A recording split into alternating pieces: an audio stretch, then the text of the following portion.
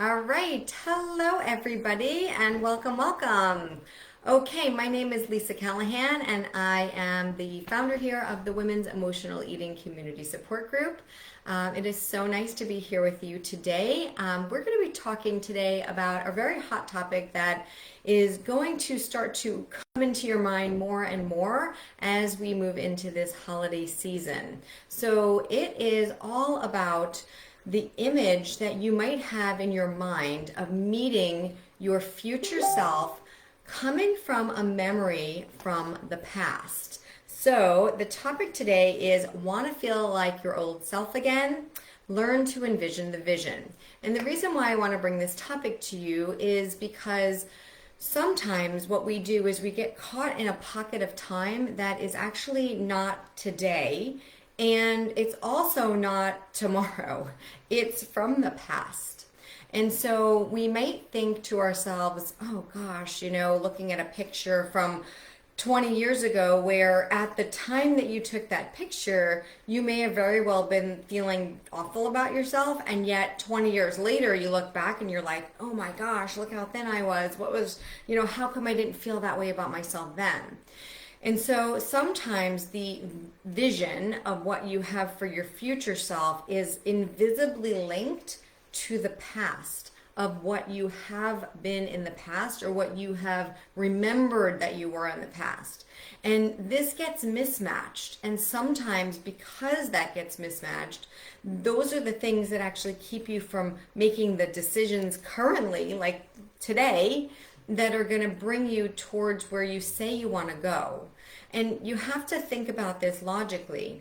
If you're making decisions today that are supposed to be bringing forth some kind of envision of what you might be in the future, and yet the decisions that you're making today are only holding on to the memory that you had in the past, which actually makes you feel sad and makes you feel anxious and depressed and all of that stuff, there's going to be a mismatch. And you're going to be making decisions today that are not going to get you to the future vision of yourself. And the reason why that's going to happen is because you're tying it backwards, tying it behind the scenes like what happened yesterday.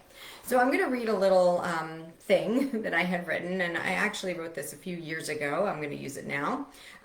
So it says, traditionally, as people slide swiftly into the new year, and that's the reason why I'm bringing this up is because as soon as Halloween passes, you know what happens next. It's Thanksgiving, and then it's the holidays, blah, blah, blah, and then all of a sudden you're at New Year. So everybody kind of has this feeling like it's like this very small, narrow space, and we feel like when the New Year comes that this is the time that, okay, I've got to get on the bandwagon, I've got to do the right thing. This year is going to be different, and then it's not. And so many times, because we're linking our vision of what the future should look like based on what we felt like at one time in the past. Now, I'm going to pause from reading what I was going to read because another thought just pinged into my head. But what happens is that sometimes we might think that we've been struggling with emotional eating for decades upon decades upon decades, and chances are we are. Many women that I talk to tell me that they have been struggling with this their whole life. And yet at the same time, there have been pockets of time in your life, somewhere along the way, where you didn't feel like this as much. Like you had certain times in your life where you were like, wow, I was pretty happy back then. Or maybe you were in a new romantic relationship. Maybe you were just learning what you were going to do for your career. Maybe you were expecting a child. Maybe. It doesn't matter what it is.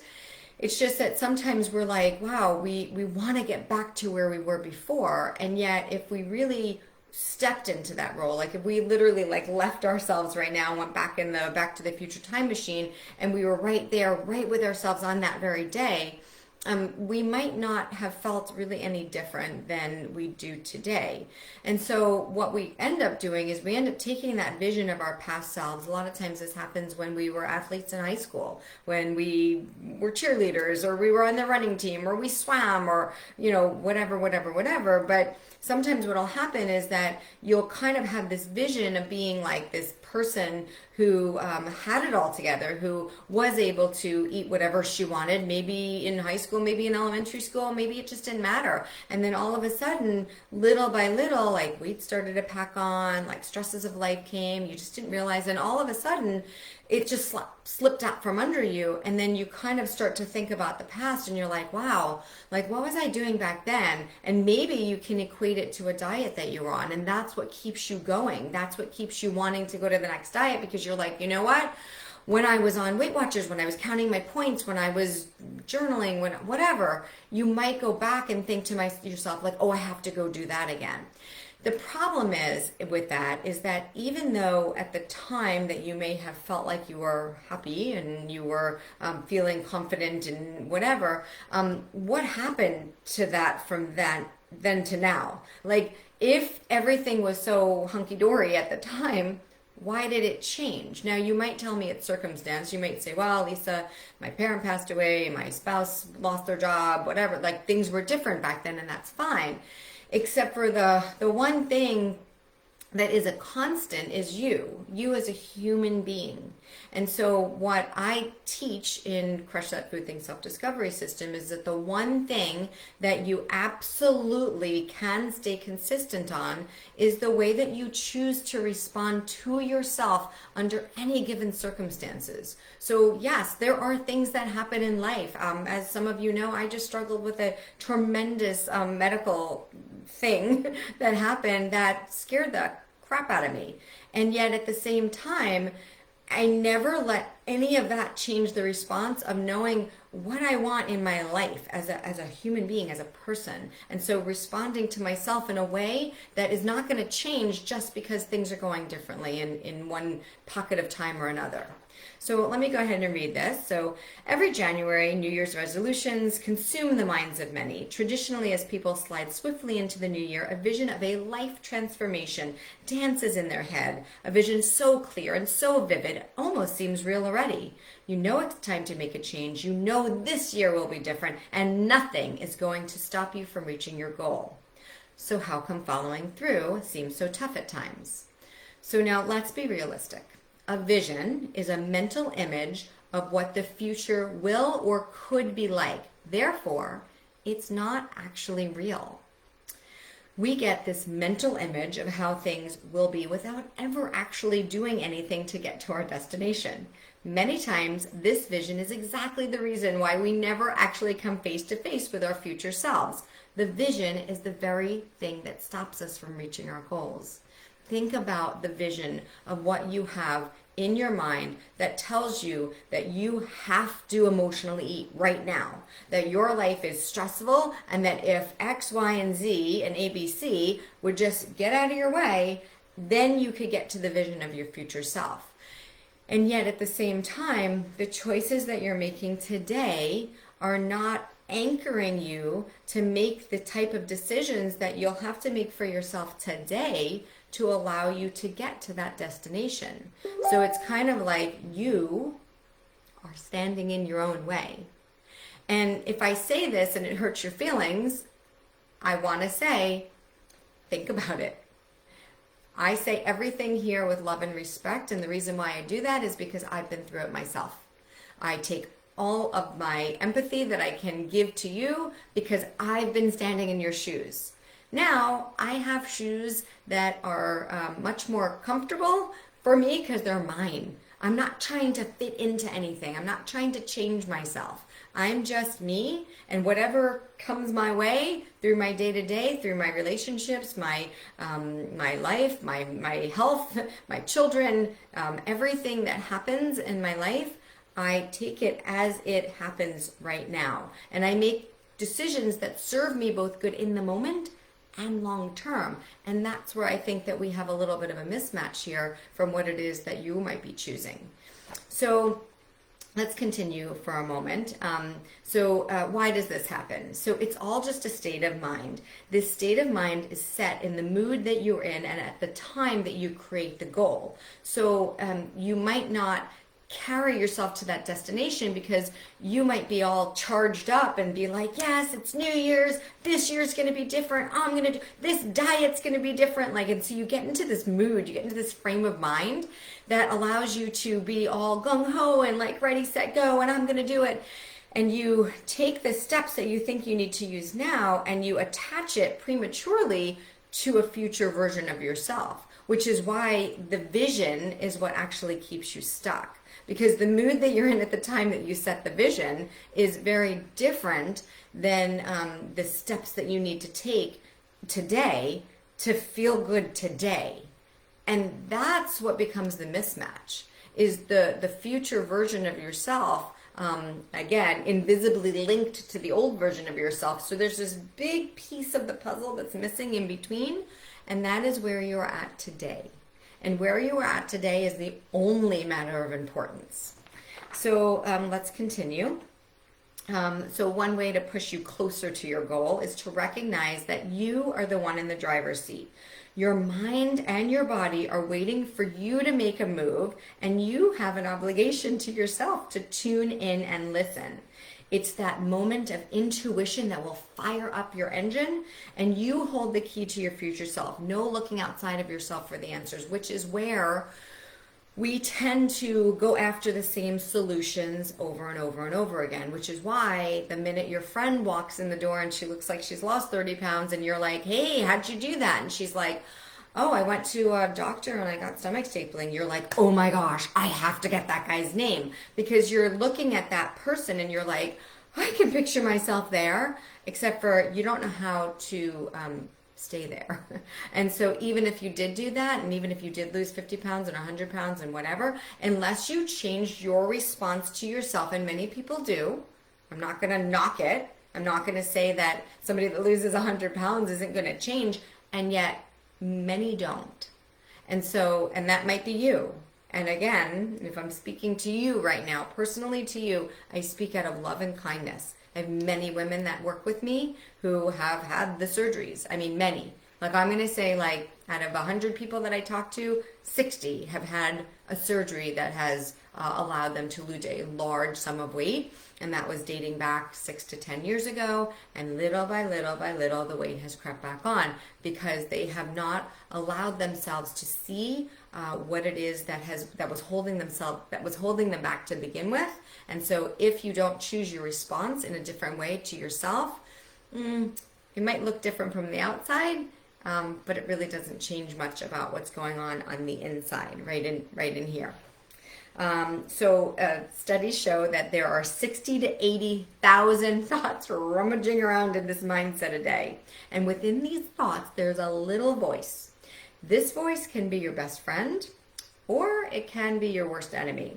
So positive self-talk showers us with confidence and dedication and positive energy, and it can be a strong voice of reason as we push ourselves into the correct state of mind.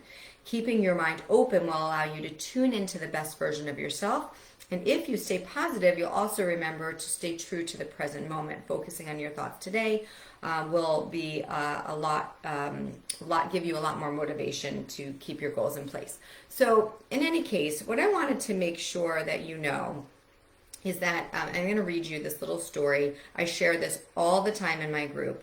And this is called the chapter story. And if you're already working with me, you're going to put a little smile on your face, because you're going to be like, oh yeah, I know the chapter story. The chapter story allows us to see if we are the ones that are standing in our own way. And it allows us to be able to see if it's our own fault that we end up keep falling down the same hole in the sidewalk, we call it, over and over and over and over again. Now, if you are attaching your vision of your future self to the past, that, my friends, is going to be chapter 1. So listen to the story and then we'll take it from there. Chapter 1. I walk down the street. There's a deep hole in the sidewalk. I fall in. I'm lost. I'm helpless. It isn't my fault. It takes me forever to find my way out. Chapter 2. I walk down the same street. There's a deep hole in the sidewalk. I pretend I don't see it. I fall in again. I can't believe I'm in this same place. But it isn't my fault. It takes me forever to get out. Chapter 3. I walk down the same street. There's a deep hole in the sidewalk. I see it there. I fall in. It's a habit. But my eyes are wide open now. I know where I am. It is my fault, and I get out immediately. Chapter 4. I walk down the same street. There's a deep hole in the sidewalk. I walk around it. Chapter 5, I walk down another street. Now, mind you, friends, this is not about food. I am not talking in any way, shape, or form about what diet you are on and that you like fell off the wagon. That is absolutely not what I'm talking about. When you're in that chapter 1 and you're kind of continuing to go after the same thing. I talk to women all the time. By the way, if you've gotten messages from me and you haven't checked your inbox, I message everybody. We almost have 3,000 women in this group. Every single one of you should have a message from myself or from my assistant, Tara. And if you're not part of the Women's Emotional Eating Community Support Group yet, then whatever you're watching this on, there will be a link. So whether you get an email or you're on YouTube or wherever you're finding this video, you'll get a link and you'll be able to join the group. Okay, so that's just remember that. So when people and I message, sometimes they'll be, we'll kind of go over a couple of questions like, what are you struggling with the most? How long have you been struggling? Blah, blah, blah. I'll invite you to come and get like a free call with me. And many women at that point will be like, no thanks, not interested. And it's like, okay, that's fine. That's chapter 1, where it's like you'll just continue to like pretend that it's not there, it's not real, nothing to see here. I'm just going to keep doing my same thing over and over again, and it's not working. And even if things work a little bit, like again, you went on a diet, you got your stomach staple, whatever, like to lose weight, that's very different than understanding the root cause of the problem. And so when we're not recognizing what the root cause of the problem is and we're not seeing between those invisible lines, trust me when I say it's impossible to do it on your own. I didn't do it on my own. I needed help. So when I invite you to a call, take the free call. I mean, why not? It's not hurting anybody, right? It's only going to benefit you. So I want to just give you a couple of little things that you can do to make certain that you fix this problem now, meaning that you are getting to the vision of yourself that you want to get to, but through today. Like through today, not through a vision of the past or a vision of the future, through today. Number 1 is to accept where you are right now. Now, you might say to me, Lisa, well, I can't accept where I am right now. I can't button up my clothes. I have trouble tying my sneakers. My clothes, I can't wait to get out of them every day. I'm so uncomfortable. I don't like the way I feel. My stomach's upset. I have heartburn. Like you might be like, I'm not accepting this. But at the same time, again, if you're in that position and you're doing stuff over and over again to keep that habit in place, meaning like you don't like what you feel like, you don't like what you look like, you don't like what you're doing, you don't like where you are in your mindset and how you feel about yourself, and yet you're unwilling to change the habits and patterns or even to get help for this.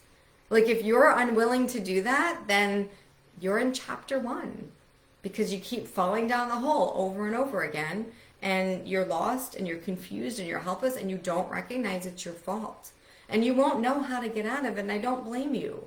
But I do have help for you. So I'd love to be able to work through that together with you to see why it is that you might be pretending not to see something that is happening right now. So you have 2 choices. You can either accept things the way they are now and accept yourself as you are this very second, or you can choose to change your response to yourself. And do you see that I'm not telling you to change any other things? Like I'm not telling you to stop eating chocolate or to try and lose weight. I'm not telling you that. What I'm telling you is that it's time to change your response to yourself. So if you're continuously falling down that sidewalk hole and you're continuously thinking, oh gosh, I need to lose 25 pounds because then I'll be happy, that's going to hurt you. And that's where you just trip right down the hole. Then you're sitting there under the rock with all the sad and scary feelings, and that sucks. And it takes you forever to get out. And you're there for a long time, and that's not a happy place to be. It's just not. So accept where you're at right now. Number 2, decide the value of holding on to regrets. Sometimes we have pockets of time in our life where we have made decisions that have steered us in a direction where clearly that wasn't the right direction. And trust me when I say I've been through a mazillion, I don't know what word I'm making up, a bazillion of these times in my life where later on I've been like, oh dear, like that probably wasn't the best decision in my life. And yet at the same time, what we go through, we grow through. And things are not happening just to you, they're happening for you. So now I can step back in my life and look back and say to myself, wow, like at this time, this is how I was feeling. And this happened so that now I can be like this. I can feel this way. So I do know a lot of people who are holding on to regrets. Family, friends, circumstances, husbands, blah, blah, blah, children, whatever, where they kind of feel like angry at themselves for something that they chose, and maybe they stayed in a marriage too long, maybe they were abused, maybe they didn't make the right decision, they stayed, they were weak, they weren't, good with themselves, whatever, and then decades passed and before they finally made some changes, but at the same time they're kind of holding on to that grudge, that regret. That is not going to allow you to live freely today. And if you're not living freely today, then you will not be able to envision the vision of what's possible for you today. So you won't be able to get out of your own way. Thus, you will fall right down the sidewalk hole again. The third thing is to do one thing that scares you. See, the interesting thing about the sidewalk hole, it's familiar. And you will drop down into that sidewalk hole. You will sit with all the sad and, anxious and guilty feelings and all that stuff. But at the same time, while all of those feelings are down there waiting for you to have the pity party for yourself, it's pretty comfortable, actually. It's very comfortable. It's like sweatpants and a sweatshirt and a big tub of ice cream sitting in front of Netflix kind of comfortable. And so if you're not going to ever do anything that scares you, if you're not going to do anything that changes that paradigm, that specific like pocket of time where you just are numbing yourself, taking the edge off a holic, to be able to, keep, again, tripping down that sidewalk hole, then you'll just stay there and it will be comfortably uncomfortable. And that's why when we chat and when I ask people if they'd like to take a step forward, they're like, oh, no. No, I'm perfectly unhappy right where I am. Right down the sidewalk hole. So you may or may not be ready for this. And yet at the same time, how will you ever know? So if you're watching this now and you like what you're hearing and you want to take that next step, just contact me, reach out. Okay, I'm very easy to find on Facebook. The fourth thing is to live in the moment and live judgment free. So in this community, in the Women's Emotional Eating Community Support Group, and of course in Crush That Food Thing Self-Discovery System, we are judgment free. So if you're living in the moment and you make a mistake, that's okay. We forgive you, you forgive you, we move on. We learn from our mistakes. We don't attach ourselves to our mistakes. Our mistakes are meant to teach us something. That's why they made erasers. Okay, so we could practice writing and erase and then practice again. We are allowed to erase the things that happened in the past. We are allowed to erase the things that happened in the past, even if they were horrible. I've had many, many, many horrible things happen. And I have allowed myself to move and take those things with me into the present. And that's why I'm able to live making decisions that I feel good about, both in the moment and long term. That's why I'm able to stay aligned with my integrity now. I wasn't able to in the past because I was tripping down the sidewalk hole over and over and over again, and I didn't know it. So the last thing is stop being typical. We have a training in Crush That Food Thing called Be a Purple Duck. Being a purple duck means that you are allowed to be different. Any time that you find yourself on the side of the majority, stop and look for a new direction. Because if you're going to be that typical thing where everybody's complaining, everybody doesn't feel good, everybody's dieting, everybody doesn't like the way they look, this is a thing where people actually think that that's okay and that that's the way you're supposed to feel. I did. I thought that 100%. I would complain and complain and complain, and I just thought that's what I was supposed to do. And then everything was scary. I called myself a warrior. Like I was like, I can't be any other way. This is how I was born to be. Completely untrue. Be a purple duck. Stand out in the crowd. Be different. And don't be different because you want to be, you want attention. Be different because you're not going to take the side in the majority. Okay, there's a lot of negativity out there. Stay in your lane. Stay in your lane and focus on yourself. All right, everyone. Thank you so much for joining me. If you didn't catch this live, it will be on a replay. It will be in your email. It will be on YouTube. It will be on my Facebook.